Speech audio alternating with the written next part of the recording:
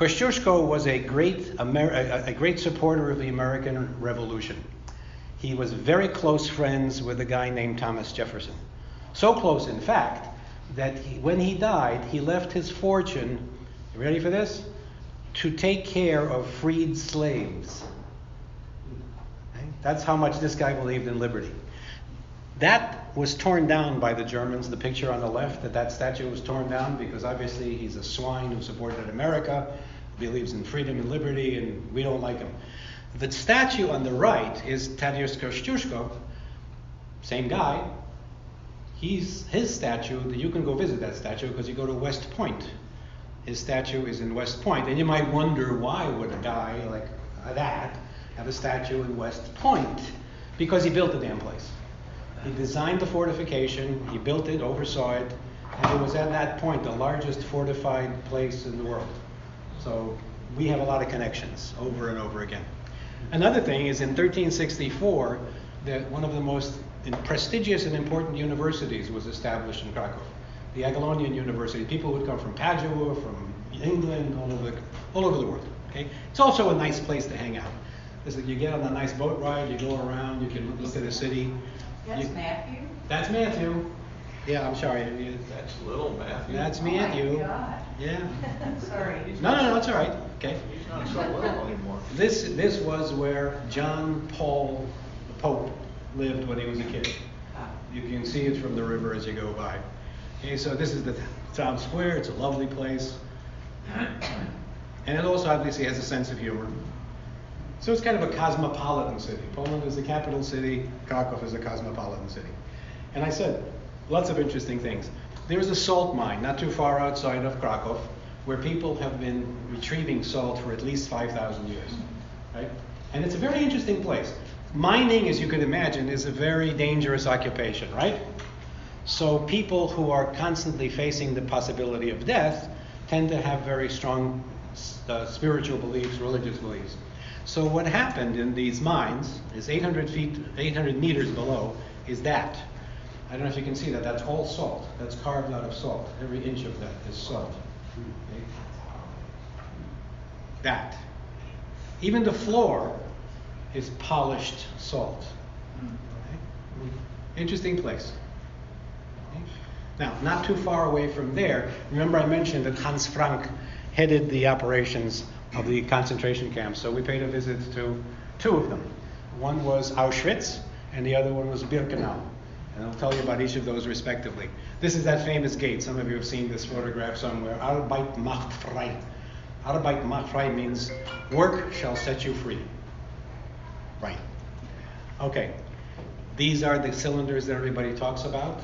The gas cylinders. These are real. These are used. This is an actual gas chamber. The ovens. And they didn't just kill people with gas. They would shoot them too. This was a ball wall. I don't know if you can see the sides.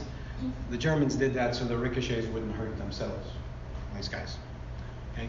The fascinating thing about Auschwitz was not built as a concentration camp. It was actually originally a German installation, then eventually a Polish army installation. So when you walk through the buildings, you don't get the feeling of the terror, of the horror. You don't get it. It's clean. It looks like a dormitory. As a matter of fact, it looks like a college. If you take away the barbed wire, it looks like a little college. The real place where you see exactly how horrible it was. By the way, Auschwitz was meant to house about 28,000 inmates. This place was meant to house 150,000. It was originally built to get rid of the Russian army soldiers who were POWs, originally. But they figured they would multi-purpose it, and obviously a lot of killing went on. This is really ugly. I mean, when you get in there, you can see how beastly that it was. There were hundreds of these barracks, and they were meant basically to be, as horrible as possible. I swear that when we walked into the latrine, there was still a latrine smell, at least to me. That's how terrible it was. And this is what it was like when people were actually there. Really horrible. Okay? All right. Now, I mentioned a place at the beginning of this where my parents met. Murnau. Okay? I'm going to take you there now.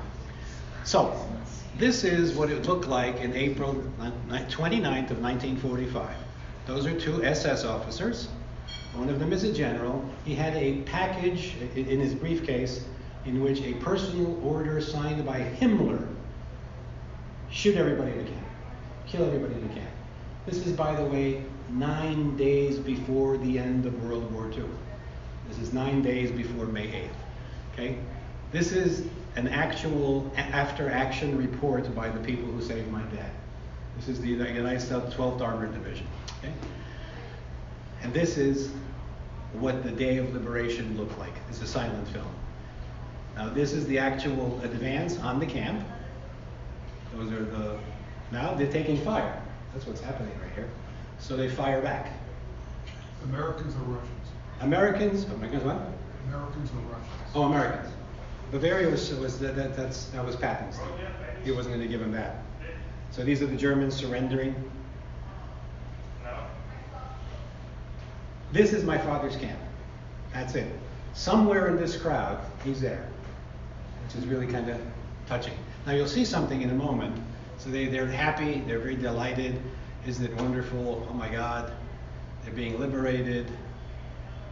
They get it. And that, all of a sudden, is where those dead Germans came from. Do you see that shot? So while the Americans were liberating on the one hand, the other guys showed up. Again, somewhere in this camp is my dad. The glorious German army were finally surrendering.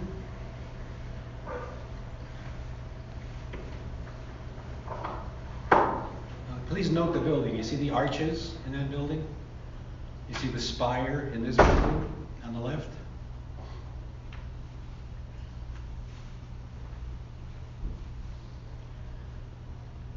Please make note because we'll be reviewing shortly. This is funny. I like this bit. This is film. Oops! Hey, buddy, get out of the frame. Hey, yeah, get out of the way. So this again, this is you'll see the spire momentarily. So they're advancing literally into the town no more now, and they could be hit by sniper fire at any moment. I mean, this is war. This is not a. Please note this scene. Please note that there's a fountain on the left and there's like a statue or something on the right. Okay. Okay. So this is how this area looked in 1945. They were, by the way, there was a satellite camp of Dachau not too far from there, which my father told me the Polish officers had Red Cross parcels, and what they did was they actually took food from the parcels and smuggled it into the concentration camp. So even then they were kind of looking out for other people. Okay, the guy on the left over here, as it turns out, that's my father. Wow. My father was a member of the theatrical troupe, which some of you will find to be not so surprising at all. He directed 2 plays. The Germans kept meticulous records. He directed 2 plays. One was like a Naughty Marietta thing, and the other one was called This Too Shall Pass, which I guess the Germans didn't understand the irony of which. Okay, so there he is taking his bows. The Germans encouraged this. This camp was for high-level Polish officers, not my father, high-level Polish officers. And the Nazis used it as a showcase camp for the Red Cross. You know, look how well we are treating them. You know, yeah, it's wonderful. Meanwhile, they were underfed, they were starved, and they obviously were meant to be executed. Interesting dichotomy. Is your father in the middle of that one? Was it? Yes. Look, he's the star and the director. So, yeah. I ended up with 300 photographs of that, of which 30 are of my dad. I don't know. I'll tell you why later. Yeah, I think you know. So who took the pictures in the play? There was some in the camp. Apparently, somebody was given license to take a lot of photographs, high quality photographs too. A lot of them were really, really. I think again because the Germans used some of these with the SS, with the Red Cross. You know, say, oh look what a wonderful camp. Hey, they're having a wonderful time. They even built a swimming pool at one point. I was like nuts, you know, crazy. They took pictures of it. Okay, so please note the positioning. You will notice the building entrance. You will notice 2 arches. You will notice a driveway, and you see these bastards on the ground. Okay? Guess who's there? So I get to stand exactly on the spot where the Nazis died. I have to honestly tell you that I had a burning desire to urinate on the ground. It was just to realize that they were actually literally there. It's scary. Again, these are the gates. This is me at the gates. It's a closed facility right now, so they wouldn't let me in. Okay. Eventually, a school teacher in the town of Murnau learned the story, and he started like a historical record of it. They put up a plaque, so it's to actually recognize what happened there. Okay, so this is the outside of the camp. This is what it looks like now. And roughly where I am standing in relation to that is a McDonald's. Kind of interesting. Okay, this is a scene which you may recognize from the movie. So is this. Well, these are the actual structures that were shown in that film. Okay, you can notice the fountain on the right, the spire on the left. Okay, there they are. This is interesting because if you kind of go back, this is the same corner we just saw. Joni and I are walking right past it. And the most interesting shot of all, by the way, it's Bavaria. Can you imagine spending 5 years in the POW camp staring at the Bavarian Alps, which looked then and still do exactly like this. There was a cemetery, a lovely cemetery. Now this is a very important picture. When the camp was liberated, it became the administrative center for displaced Polish people. Because all over the area there were people who had been taken away. My mother was taken away at the age of 17 and sent to be slave labor, and she ended up in this area. She was in Frankfurt when it was being bombed. She luckily had a very nice guy, a baker, and he came to her, and she was actually standing on the sidewalk cheering on the American bombers. And the baker said to her, "Irene, from that height, they don't know you're Polish, come in the basement." She had a charmed life, that lady did. It is conceivable that somewhere in this string, at some point, my mother stood. Because the story she told was when she came to this town to be documented, she met the most pompous man she had ever met in her life, and a month later they were married. That happened here. We had lunch over here.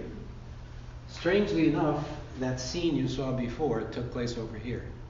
So I didn't see this until we got back. Literally stood across from where my parents met.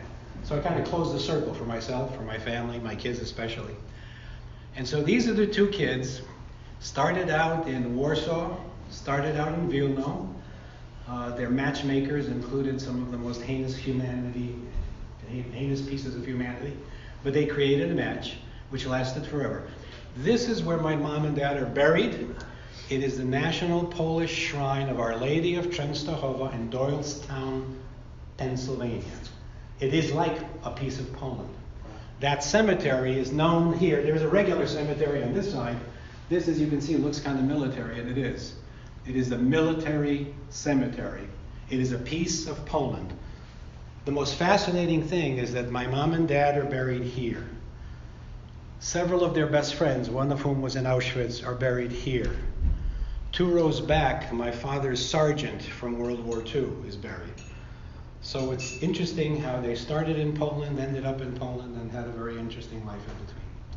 And that, my friends, is only the end of the beginning, because Alex and Matthew are taking over from this time forward. So I'd be happy to answer questions or whatever.